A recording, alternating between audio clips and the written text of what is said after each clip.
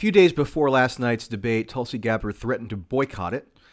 And I never thought that was especially plausible because, for better or worse, mostly worse, the campaigns devote enormous energy and resources into ensuring that the candidates are able to attend the debates. It's seen as this benchmark that you have to clear in order to be considered serious, which is corrupting unto itself because it means that the campaigns end up getting oriented around these garish corporate spectacles.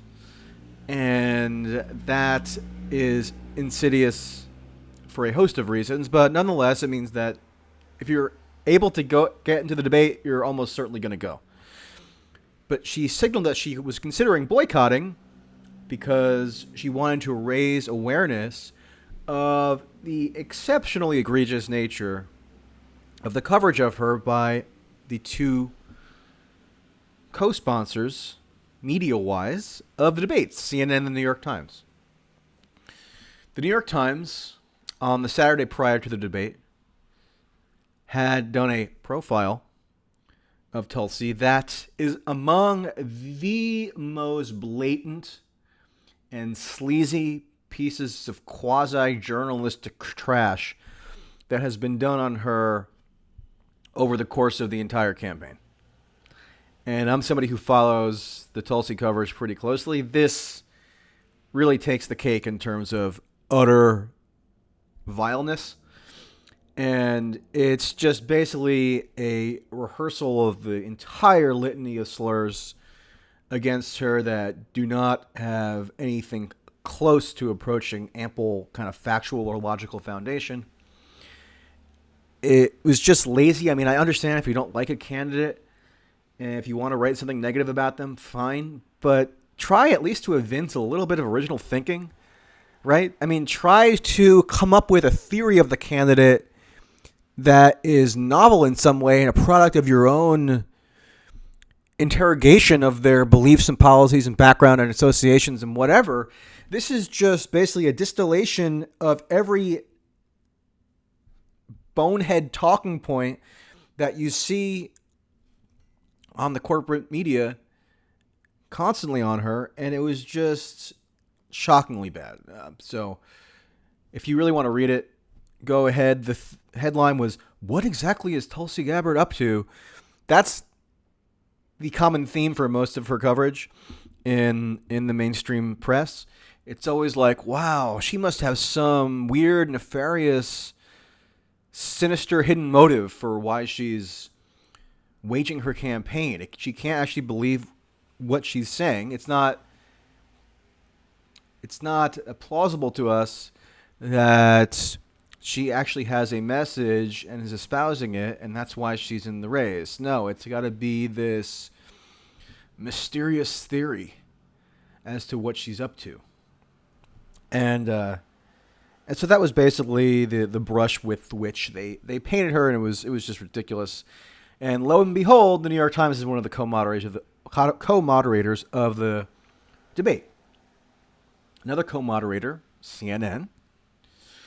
And again, lo and behold, take a look at what Mr. Bakari Sellers, CNN analyst and Democratic operative, who is far too confident in his own intellect, went on a panel the day of the debate and just asserted blithely, casually, as if this wasn't a enormously grave charge to make, that Tulsi is a puppet of the Russian government. That's what he said. Puppet of the Russian government. The same BS that's been used against Trump is made against Tulsi.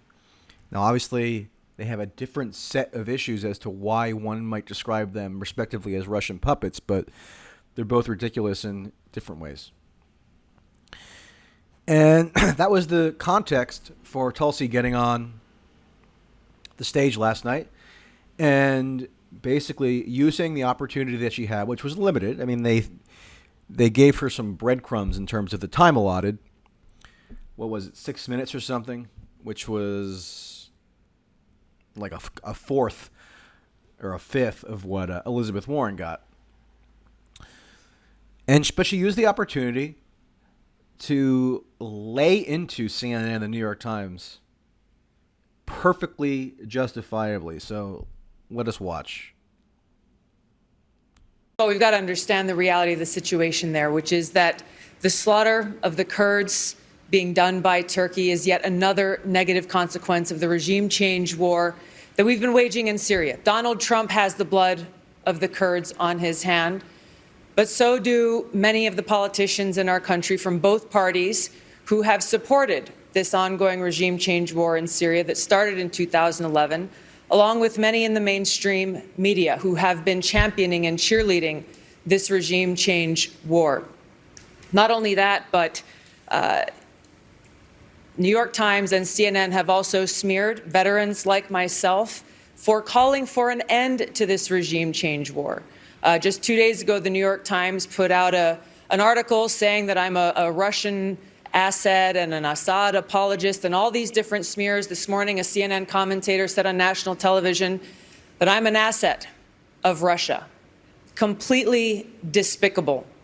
As president, I will end these regime change wars by doing two things: ending the draconian sanctions that are really a modern-day siege, the likes of which we are seeing Saudi Arabia wage against Yemen, that have caused tens and thousands of Syrian civilians to die and to starve.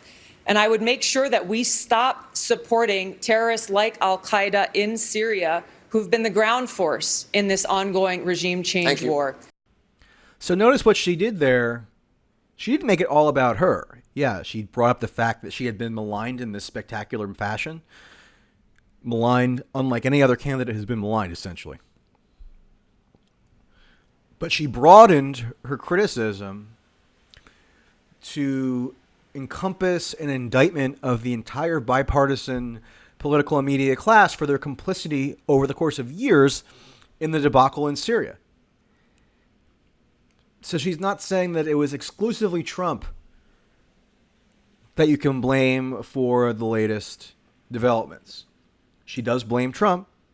She blames him fairly strenuously. People seem to leave out that part when they talk about her position. But she correctly notes that there was this sordid conglomeration of media and political forces who have fed the public a certain narrative about Syria that's been proven drastically wrong and has culminated now in this latest episode where now that there's this Turkish incursion, Kurds under attack, etc. So that, I think, was far and away her best moment. Wish she had a little more time, obviously, to expound on other aspects of the Syria issue. But you know that CNN was just raring to cut her off as quickly as possible so they could return to their preferred debate moderation focus.